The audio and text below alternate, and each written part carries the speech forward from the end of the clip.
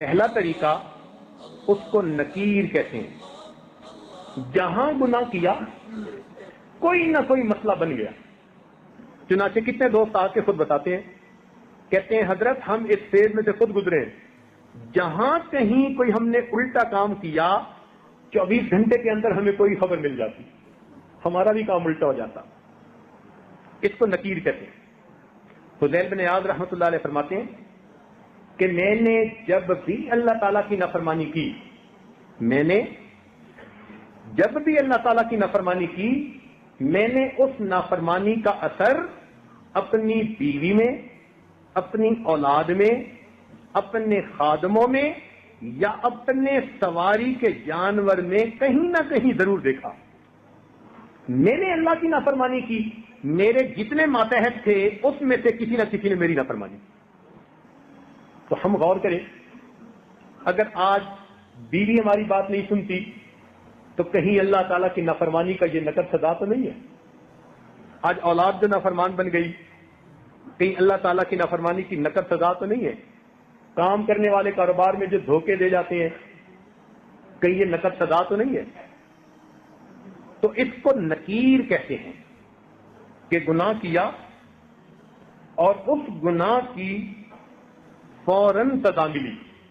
غلطی کی, تھپڑ لگ گیا تو پھر سنبھل گیا کہ اچھا اب نہیں کرنا. یہ اللہ تعالیٰ کی رحمت ہوتی ہے. غلطی پر جب ماں تھپڑ لگا دیتی ہے نا تو ماں کی شفقت ہوتی ہے, سمجھانا ہوتا ہے خبردار آئندہ نہ کرنا. تو جب اس طرح ہو نا نکیر والا معاملہ, تو اس کا مطلب کہ اللہ تعالیٰ اس بندے کو الٹا کام نہیں کرنا دینا چاہتے ہیں, اس کو سیدھا رکھنا چاہتے ہیں. تو اللہ تعالیٰ کی نظر عنایت ہوتی ہے. تو ایسا کوئی واقعہ پیش آ کے تو پھر اس بندے کو اللہ تعالیٰ اپنی طرف متوجہ کر لیتے ہیں. یہ جو اس قسم کی مشکلات آتی ہیں نا, یہ کئی مرتبہ اس لیے آتی ہیں کہ بندے کی آنکھیں کھل جائیں. ایک اصول یاد رکھیں, خوشیاں سلاتی ہیں اور غم جگاتے ہیں. خوشیاں سلاتی ہیں اور غم جگاتے ہیں. جب غم آتے ہیں نا تو پھر بندے کو خدا یاد آتا ہے.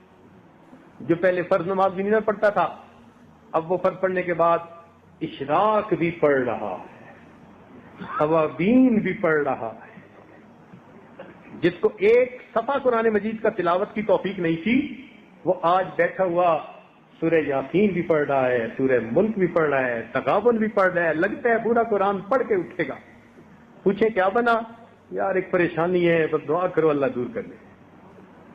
تو پریشانی کئی مرتبہ بندے کی یاد دہانی کا سبب بن جاتی ہے. وہ پھر اللہ کے گھر آتا ہے, ریئلائز کرتا ہے, معافیاں مانگتا ہے, اللہ تعالیٰ اس پریشانی کو دور فرما دیتے ہیں. تو یہ بھی رحمت بن جاتی ہے. ایک اور صورت ہے پریشانی کی, اس کو کہتے ہیں تاخیر. تاخیر کا مطلب ہوتا ہے ڈیلے کر دینا. یہ پہلے سے بڑی سزا. وہ جو نقد تھپڑ لگتا تھا نا, یہ اس سے بڑی سزا کہ اللہ تعالیٰ اس کو فوراً تھپڑ نہیں لگاتے, موقع دے دیتے ہیں, ڈھیل دے دیتے ہیں. اچھا تم کرتے ہو, کرتے پھرو, ہم بھی تمہارا بندوبست کریں گے. تو اللہ تعالیٰ اس کو موقع دیتے ہیں. پھر وہ بندہ زیادہ برائیوں میں دب جاتا ہے, گھس جاتا ہے. جب زیادہ برائیوں میں دھنس جاتا ہے پھر اللہ تعالیٰ کی اچانک پکڑ آ جاتی ہے. اور یہ پہلے سے بڑی سزا, بہت بڑی سزا. چنانچہ ایک عورت کا واقعہ, ان پڑھ تھی مگر زبان کی ذرا تیز بھی تھی. اللہ نے اسے بیٹا دیا. ایک دن کسی کام میں مشغول تھی اور وہ بیٹا پیچھے پیچھے پیچھے پیچھے. کچھ بچوں کو نا گودوں کا چسکا ہوتا ہے, ہر وقت کی گود میں رہتے ہیں. یہ چاہتی تھی میں کام سمیٹوں اور بچہ چاہتا تھا کہ مجھے یہ گود میں لے لے. تو اس نے اس کو دکھایا, فیڈر بنا کے دیا اور اس کو کہا کہ خبردار جو اب اٹھ کے میرے پیچھے آیا. فیڈر دودھ پی اور یہیں لیٹا ہے. وہ بچہ تھا, اس نے تھوڑی دیر دودھ پیا, جب بھوک ختم ہو گئی وہ اٹھا پھر ماں کے پیچھے, امی امی امی. اب یہ غصے میں آ گئی, اور جب غصے میں بندہ آ جاتا ہے نا اس کو سمجھ نہیں آتی کہ وہ کر کے آ رہا ہے. غصے میں آ کے کہنے لگی، پھر اس کے میرے پیچھے آ گیا، اور پھر اس کے بعد اس کو بددعا دے دی۔ بددعا کیا دی؟ کہنے لگی تو تو سویا سو ہی جاتا تو اچھا تھا، تو تو سویا سو ہی جاتا تو اچھا تھا۔ اللہ تعالیٰ نے بددعا قبول کر لی، مگر بچے کو اس وقت موت نہیں آئی۔ وہ بچہ بڑا ہوا، بڑا خوبصورت، بڑی میگنیٹک پرسنالٹی اس کی، بڑا آئی کیو لیول اچھا اس کا، سکول میں فرسٹ آتا رہا، کالج میں فرسٹ آتا رہا، پھر بزنس مین بن گیا۔ اس کا بزنس ایسے چمکا اور وہ اتنے اچھے اخلاق والا بچہ کہ محلے کے لوگ جب اسے دیکھتے تو تمنا کرتے کہ اللہ ہماری اولاد کو بھی ایسا بنا دے۔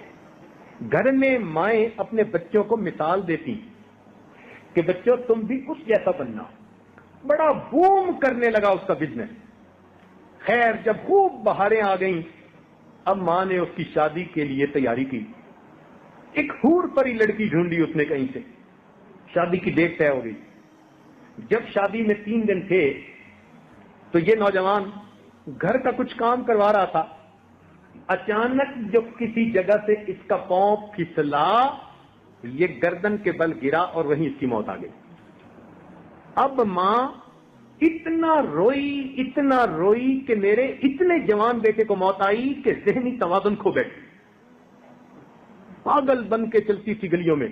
چھوٹے ہوتے ہوئے ہم اسے دیکھا کرتے تھے تو ہمیں ہمارے بڑوں نے یہ بات بتائی کہ بعد میں محلے میں کوئی بڑا نیک بندہ تھا، اس کو ایک خواب کے ذریعے سے بتایا گیا کہ یہ جو اس عورت کے ساتھ معاملہ ہوا، یہ اسی کی بددعا کو ہم نے قبول کیا تھا۔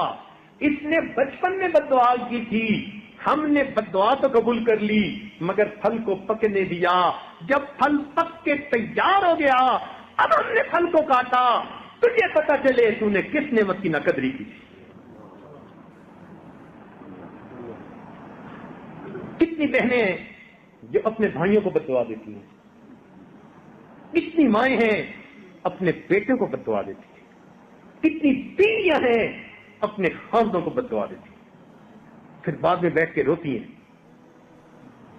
تو کیا پتا ہماری ہی بددعا جو کبھی غصے میں کی تھی آج جا کے اس کا اثر ظاہر ہوا۔ تو اس کو پہلے سے بڑی سزا ہوتی ہے، اس کو کہتے ہیں تاخیر۔ اللہ تعالیٰ تاخیر کر دیتا ہے، ڈیلے کر دیتے ہیں۔ قرآن مجید میں اللہ تعالیٰ فرماتے ہیں فَلَمَّا نَسُوا مَا ذُكِّرُوا بِهِ فَتَحْنَا عَلَيْهِمْ أَبْوَابَ كُلِّ شَيْءٍ، کہ جب وہ لوگ بھول گئے جو ان کو نصیحت کی گئی تو ہم نے ان پر ہر چیز کے دروازوں کو کھول دیا۔ خوب عیش کریں جو چاہتے ہیں، حتیٰ اذا فرحوا بما اوتوا، حتیٰ کہ جب وہ بڑے خوش ہو گئے جو ان کو ملا تھا اور خوب موج میلہ کرنے لگے، اللہ تعالیٰ فرماتے ہیں اخذناہم بغتۃ، ہم نے اچانک ان کو اپنی پکڑ میں لے لیا۔ یہ بہت خطرناک سزا ہوتی ہے۔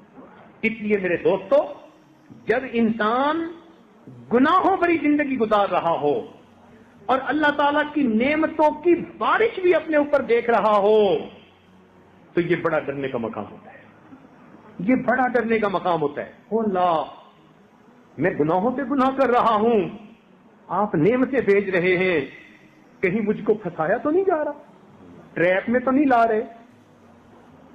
اس کو تاخیر کہتے ہیں۔ اور ایک اس سے بھی بڑی سزا، اس کو کہتے ہیں اللہ رب العزت کی خفیہ تدبیر۔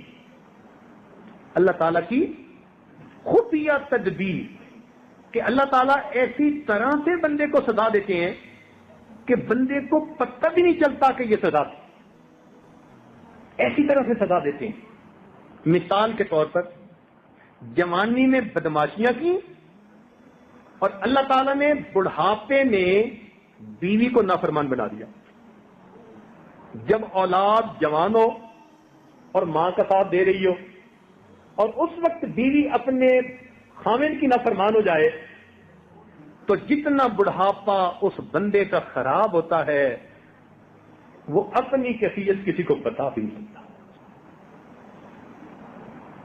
تو کرتوت جوانی کے سزا ملی بڑھاپے. اب دل کا دکھ کس کو کہے؟ اس کو کہتے ہیں اللہ تعالیٰ کی خفیہ تدبیر. کوئی بیماری ایسی دے دی، نعمتوں سے محروم کر دیا. چنانچہ ایک عورت نے خط لکھا کہ حضرت 7 سال ہو گئے، میں قسم قسم کے کھانے بناتی ہوں اور گھر میں آئے ہوئے مہمانوں کے لیے دسترخوان پہ لگاتی ہوں، لیکن خود السر کی مریضہ ہوں. 7 سال میں فقط جوسز وغیرہ پی کے گزارا کرتی ہوں، لیکوڈ چیزیں. روٹی کا ایک لقمہ بھی میرے منہ میں نہیں گیا، میں روٹی کو ترستی. اب 7 سال سے جس سے اللہ نے روٹی کی نعمت کو جو چھین لیا،